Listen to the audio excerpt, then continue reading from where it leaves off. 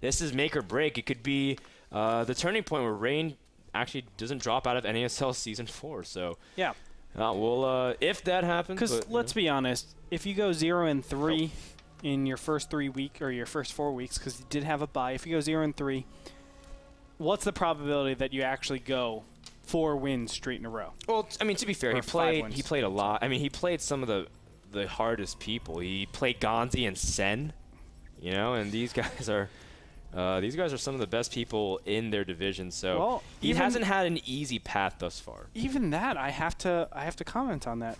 Is it really, or are they really the hardest people? Because we just saw Gonzi lose out to Vibe, and everybody thought Gonzi was going to stomp Vibe pretty easily. Of course, I didn't, but we'll get into predictions later. Transitive properties anyway, don't apply to StarCraft. No, but you know what I'm saying. Like, everybody has the capabilities of beating everybody. So I feel it's going to be really difficult for Rain to make it out of this if he's 0-3 to start off the season. His first 3 matches are losses. So to actually stay in, you probably need a good 4 wins at least. Is he going to go 4-1? The probability of that is kind of low, seeing as the caliber of skill in NASL is pretty high. And we do see, actually, let's introduce our players for this final game between these two people. In the top left corner, we have Rain, the Green Terran from Fnatic. Rain called training in Korea and showing really solid game number 1, and he's been playing macro games in TVP, which is pretty interesting because a lot of people are saying in Terran vs Protoss, you kind of have to exploit Protoss when they're weakest, and that's early on.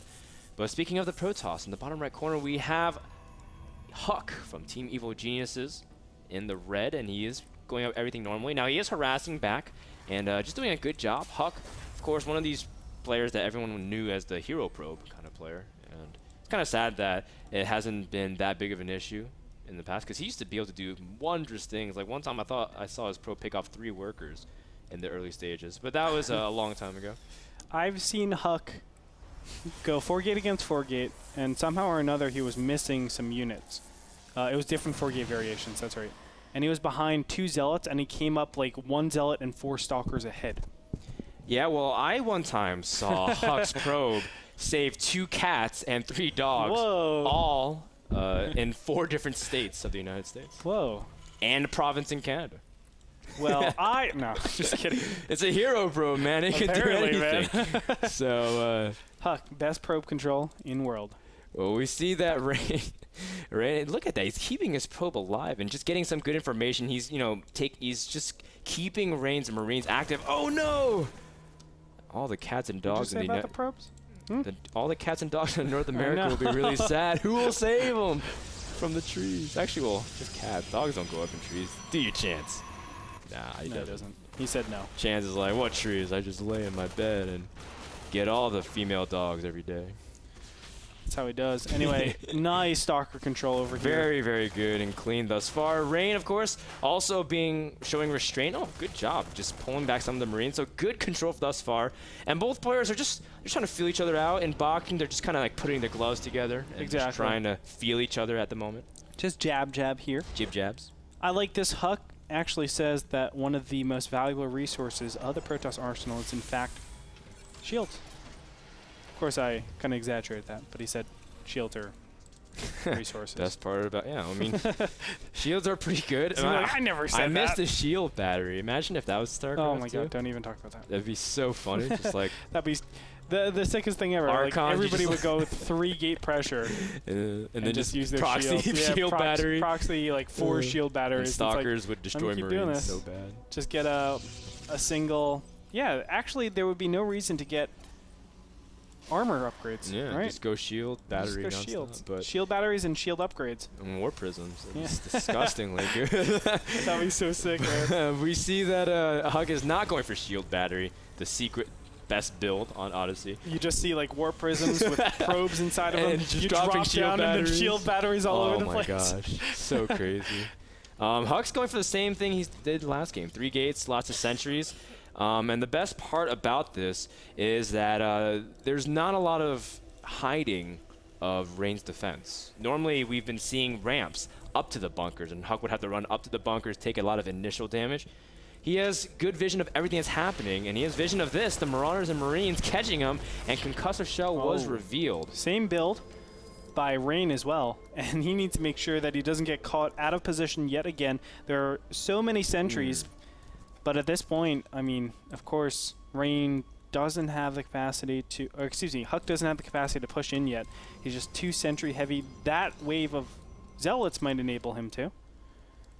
That does the DPS. We're going to see right here, Stim and Combat Shields are so far away. Oh, and this is actually a really badly positioned bunker. Wow, yeah, it's far away from the Orbital Command. You can understand maybe he's going to use a Nate. Oh, he's going to force field some of these units as well. Very good pickoff. But perhaps Rain wanted to use the high ground of his main to try to also take advantage, but he wasn't in position. That was the key thing. And HuK's able to really come in from the east side and really expose that Rain, trying to rebuild a bunker immediately, but HuK adding 3 more gates, sensing blood, and he's going to try to press in here. Rain pulling all of his SCVs off of his natural. He does trap some of them, has to show some restraint after he picks off those units, but for now, Guardian Shield HuK looks still pretty good right now. There it is, finally. Unfortunately, he wasn't able to get that sooner because he actually lost a lot from that. And also, unfortunate for Rain, he was not able to finish this bunker. There it finally goes down, and now Rain will actually give chase to his opponent. A lot of the Zealots were cleaned up here, and not only that, the sentries don't have a lot of energy, but let's look at the income right now. 30 Harvesters to 44, an advantage for HuK. A nice job. And Rain, he has his starport coming up, so it looks like he will be ahead in that respect. The upgrades, I would say. Yeah, he's going to have Stim, too. He did all that without Stim. Now, he did lose significant amount of workers. We can't ignore that. The fact that he lost 6 workers and he hasn't really been making them that often. HuK's jumped out to a huge advantage, and he's on 6 gate production. So he's going to have a lot of units knocking on the front door soon. Now, the difference between this game and last game, though, is that Rain's been teching much faster. His starport's about to finish, but will he have time to even really capitalize on that? The SCVs are going so far forward ahead, and HuK's trying to pull back. Oh, HuK almost had the perfect position to block off all of those Marines and Marauders, but no. He didn't take that. Rain is able to keep his army. The problem with going mass barracks or mass gateways is that you don't have the ability to deal with that mass Marine Marauder ball as soon as it gets up in the amount, just the sheer mass of the mass. The sheer mass of the ball. As soon as medevacs are incorporated, it's very difficult to get that surround that you want. Actually, it works where normally Terrans want to spread out and everything, and they want to be really, really hard to engage against. But in this particular case, because there's no AoE, they can ball up and make it so that the surface area is limited by the gateway units. Very nice by Rain. He sees HuK taking a 3rd base, and well, HuK's teching up to Storm, and he's also preparing a lot of units for now as well, because this is where the point where Protoss normally most vulnerable in TVP, just because they're spread out the most. Odyssey, the way you expand is a backwards L for HuK, and it just kind of makes it hard for him to spread out, especially if he doesn't have Blink to shut it down. You can see he's trying to split up his units originally because he feels like maybe Rain's going to drop somewhere, and Rain's moving out to the southern parts of the map, and so Rain's going to try to see if he can pick it off, and he needs to do something because he can't just afford to sit back and try to play catch-up. Yeah, and look at that. Charge isn't even finished. Now, these Stalkers are terribly out of position. They're going to be picked off very nicely. Oh, my God. HuK needs time. Storm is not done yet, and he's going to force you to block out the units now. That's actually not the worst idea because Stim is going to wear off for Rain, and he's going to have more damaged units. But his 3rd is very exposed, and now Charge is just starting. HuK needs great storms and force fields. Can he lock down the army of Terran? Oh, God. Rain does get the Nexus, and he escapes a big play from our Korean Terran. And from that, he sees the High Templars. He needs to be careful. He knows it. Ghost Academy goes up immediately. And for now, all these units are just going to shuffle around. He needs to make sure he doesn't get force fielded. And double Guardian Shield gets popped, but he's not able to surround any of these units. Nice Storm goes down. But he needs to be careful. He needs to be very careful. Exactly. Force Field Storm is so powerful at this stage. Not just that, but Rain's been stimming a lot, and Storm, it's as if his army got stormed once. And he's going to stim again. It's in the orange and red, and any unit just immediately evaporates to the initial burst of the storm, and you can tell that Rain is getting backed in the corner. HuK has an incredible amount of units. Charge is not even finished, but it doesn't even matter. HuK's just going to completely destroy this natural. You see the Zealots getting in, and the High Templar don't don't really have energy for Storm, but there's just too many units. HuK gonna wait and keep his High Templar at bay. Good control out of him. The Ghosts really want to get into it, but HuK's just gonna force field and target down this orbital command. Rain gonna lose half of his economy in just a pinch of an eye, and you can see that HuK is just biding his time, because even if Rain busts down his ramp, there's going to be a new wave of storms waiting for him. This is amazing, and now he segments off with the High Templars on the low ground. He's able to storm continuously. Oh, nice snipes, though. Oh, very, very good. That might be the saving grace for Rain, but actually, no, too little, too late. Another storm is, and HuK's waited long enough. As you can tell right now, that Rain's running out of options. Supply is plummeting, and HuK is just in full control of this game. I don't know just yet, because the upgrade advantage goes to Rain right now, and he will be able to stabilize. Great job by Rain. Oh my god.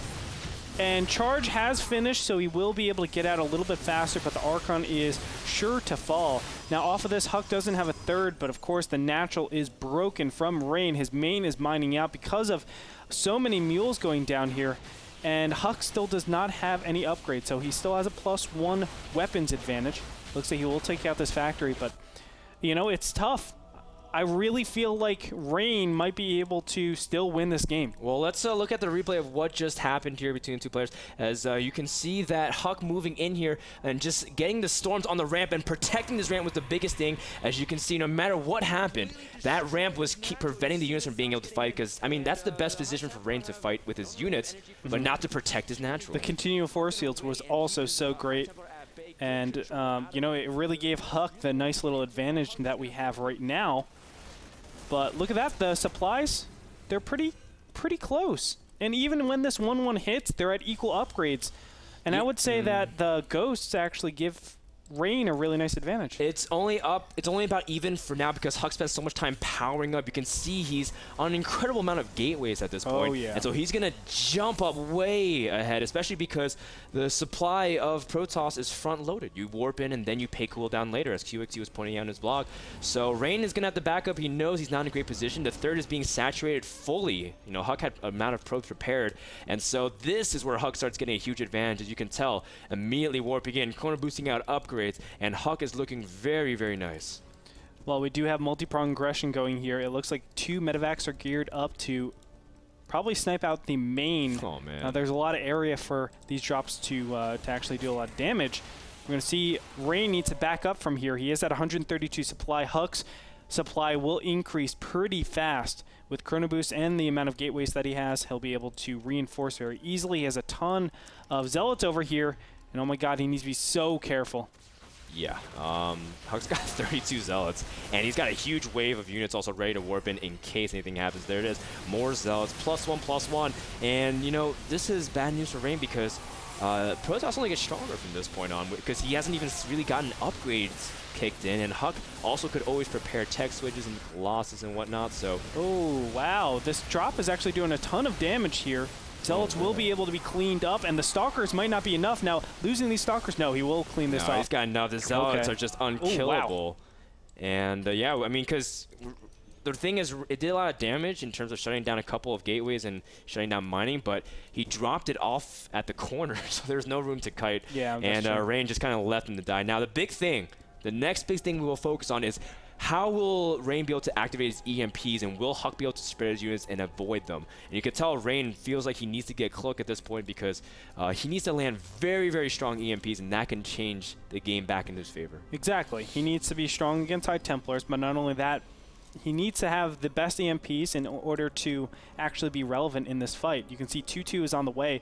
That basically puts the hourglass clock. You know, the sands are ticking down as he only has 140 seconds to do something, because as soon as 2-2 kicks in, that is the nail in the coffin. HuK takes a giant advantage, and from there I feel like it's going to be hard for Rain to actually establish any control of the game. What's been amazing is that Rain's been on 2 bases the entire time, so he doesn't have much contingency plan. And, you know, he's only had 36 SCVs, and they're all, like, focused onto 1 base, really. And so this is it for Rain. Every Ghost he loses huge.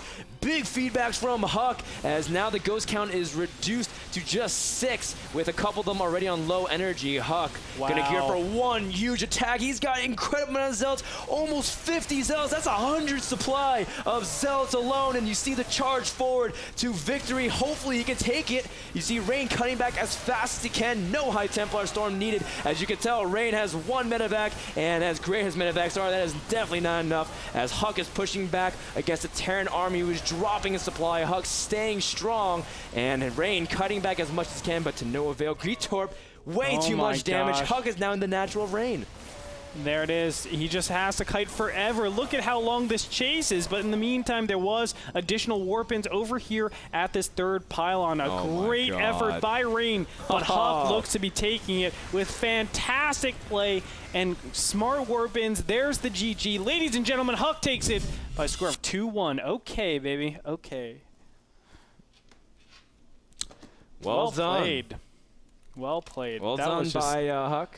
So and sick. just from the pressure from the beginning and being able to follow up, pulling back and teching up. And I know it was good that he sacked. There are a lot of Protosses just like, oh, everything is about defending at the Nexus. And just showing good patience and understanding his timing as well. HuK showing that, you know, his PvT is not that bad. Yeah, and look at how comfortable he was also at that endgame stage. Just attacking in without 2-2, even though it was about to finish in, well, it wasn't about to finish, but 100 seconds it was about to finish. It just, you know, he exuded his confidence and really brought it to his gameplay. Yeah. And it turned out to be great. So congratulations to HuK. He takes it, and he moves farther ahead. Unfortunately for Rain, he's going to fall to 0-3 in the NASL That's quite season saddening. 3. But on to happier news. We have an interview with HuK, but we have to take a break before that. We want to thank our commercial. We want to thank our sponsors, Game Miner, the smartphone application that lets you know about upcoming NSL broadcasts as well as upcoming game demos and releases. Don't go anywhere. HuK is going to be with us in an interview in just a moment.